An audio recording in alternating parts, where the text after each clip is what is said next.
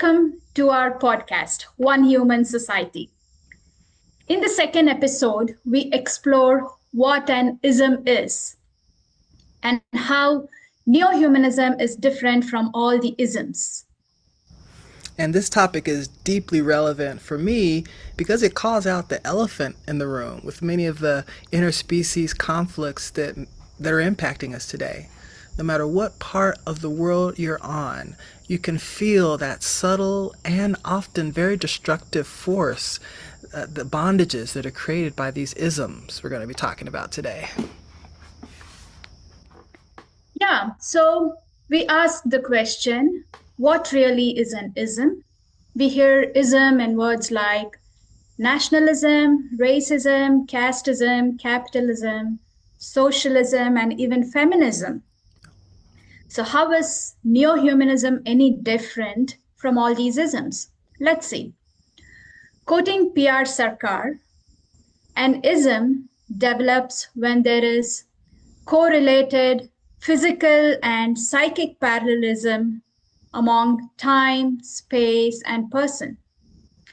From this, I conclude ism is a thought wave, a mode of thinking, a phenomenon tied to specific historical and social conditions.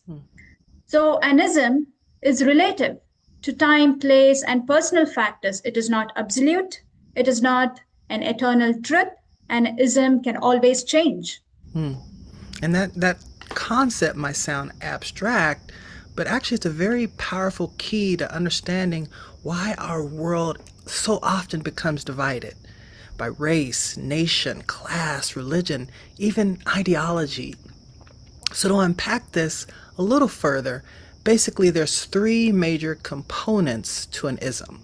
One, the physical, two, psychic or mental, and three, relative factors like time, place, and person.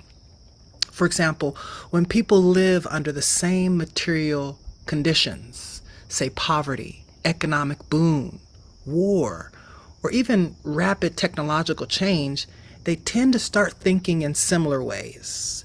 That's the physical side. At the same time, they may develop a psychological mindset or a collective psychology. Maybe it's pride or fear or even a desire to have a sense of security or superiority. That's the psychic side. And when these two forces align in a specific time, place, or group of people, an ism is born.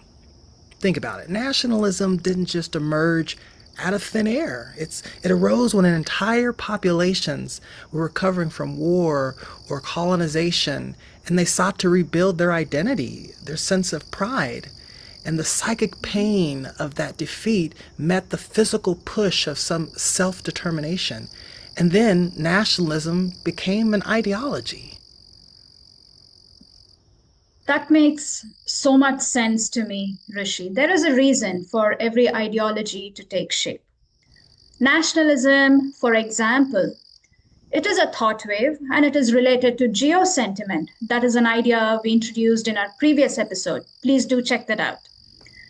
It helps create a common identity among people of a geographical region, and people need that identity to work together and to progress. But at its extreme, nationalism can exclude other groups of people from its boundaries. And that's the case with almost all isms. Let's unpack some of the other isms. Racism is another ism based on the defective thinking of superiority or inferiority of races. It is influenced by the social sentiment of favoring one another, my people versus them.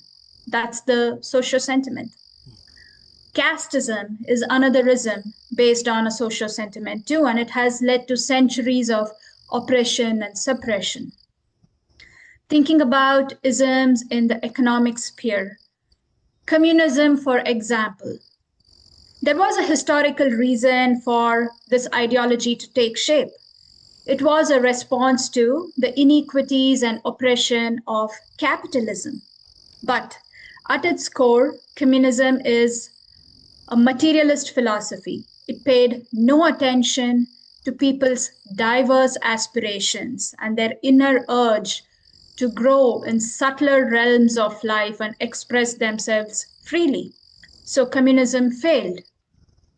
Or, or even take the case of capitalism, not just as an economic system, but as a belief system. The Industrial Revolution gave people access to new wealth, productivity, speed. But over time, people came to believe that competition and profit were not just tools, but actual values. That's how an ism is actually hardened. It becomes unquestioned. You made a good point about isms shaping value systems. Absolutely. And that's the danger with all of these isms. They're not based on universal values. They start by offering some truth, some response to real conditions, but more often than not, they become a strong belief system and create strong identities among people. And in the end, they result in division, exploitation, and exclusion, as we have seen with all isms. And when you talk about exploitation and exclusion, even religion, when stripped of its deep True. spiritual components, can become an ism. When rituals and doctrines are used to shrink the human spirit, when the inner spiritual quest is replaced by some external authority, when there's no place for rational thinking, then that's when dogma takes the place of awakening. Isms are nothing but a collection of dogmas, be it in the religious, social, political, or the economic sphere. Strong sentiments without reason and logic lead to isms. And if we think about them deeply, we see that some of these isms are no longer relevant in the world we live in today. So, in that sense, an ism is like a mental prison. It outlives its purpose, and yet it stays alive by capturing the minds of people. It conditions the human mind to stop thinking beyond those isms. So, in this context, Sarkar uses a very powerful metaphor, a metaphor of movement. He says, nothing in the universe is static. Every part of creation is in constant motion. Atoms, protons, electrons, and everything expressing themselves as waves. So it is natural for the human mind also to move beyond outdated ideas and seek new ideas, expansive ideas. And ism is anything that obstructs this natural movement in life. Here's something profound Sarkar says to overcome isms. An ism or a superstition cannot take form in the presence of a mental wave which is increasing in speed. So, in other words, as long as your mind is expanding, as long as our minds are critically engaged, rationally engaged, and spiritually alert, we are immune to ism. A mind expanding to embrace universal humanism is immune to ism. And this is the notion of liberation of intellect through constant expansion. And this is where neo-humanism comes in, where the ism is bound by time, space, and some group identity. Neo-humanism is boundless. It's not a new ideology, but the expansion of love and reason beyond all limits, beyond race, beyond nation, beyond species, even the boundary line we've created between the living and the so-called non-living world. Neo-humanism begins where humanism ends. While humanism may still center humans, neo-humanism includes animals, plants, rivers, stones, everything in the universe, because all are the expressions of that same consciousness. Right. And looks like neo-humanism is what the world desperately needs right now. Yes. It is rationality rooted in an expanding sense of care and compassion. And here's the good news. We don't have to wait for the world to change. We can start right now with the people around us, with small actions. Let's say you walk into a conversation where someone makes a generalization.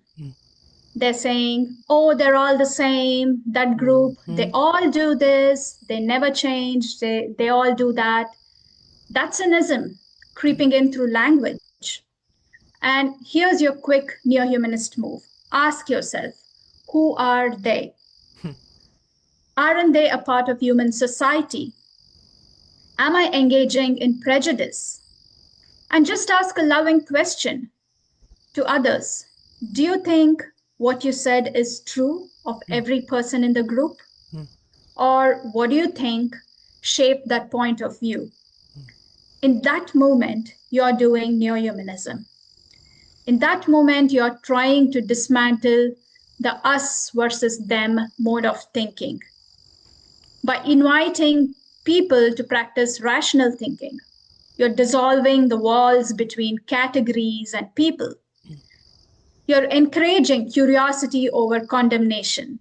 I love that, curiosity over condemnation.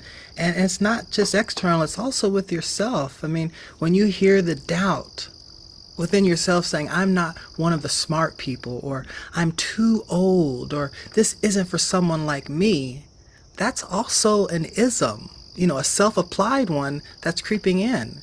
And neo-humanism can start there too. Remind yourself, I am more than this moment. I am a child of that infinite consciousness. Every time you widen your circle, whether it's internally or externally, you are practicing neo-humanism. Those are some good examples you gave about applying neo-humanism to self also, Rishi. And that's an example of racism, ageism that you raised. So here's your invitation for this month. Look for one moment where an ism is showing up in speech, thought, action, or structure, and do one small thing to replace it with true connection. Pause and think. Am I judging someone out of my prejudice, or am I willing to see their humanity? This is how we move beyond isms. And if you're having a difficult conversation with friends and family, invite them to do the same. That's how we reclaim our shared humanity and awaken our deeper selves. Yeah, neo-humanism is not far away. It's as close as the next kind word, the next moment of clarity, the ones we've been talking about today, the next act of courage. Thank you for walking this path with us. You can explore more resources on our website at nhca.gurucool.edu and follow us up on our upcoming courses, conversations, and co-creations. Also, be sure to check out the description of this video to know more about an upcoming online course on Prout and neo-humanism. Prout is an alternative socio-economic system to put neo-humanism into action, and that's what the world needs today. Find out more on the NHCA website. Until next time, be brave, be kind, and be expansive. Namaskar. Namaskar.